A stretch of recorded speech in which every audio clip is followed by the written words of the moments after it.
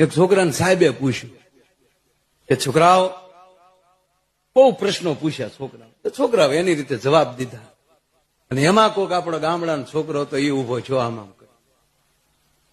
માજાગી એ કે સાહેબ હવે એક પ્રશ્ન હું પૂછું. છોકરો આદુ ના એક જાજા પૂછ કર્યો છો છે, એક પ્રશ્ન પૂછું જવાબ આપી ગયો, પગાર આપી દો આખા મહિનાનો. છોકરો કે કરી બહુ તે પૂછ. એટલે છોકરે પૂછ્યું કઈ ડાળ એવી છે કે જે રોટલી હારે ન ખવાય?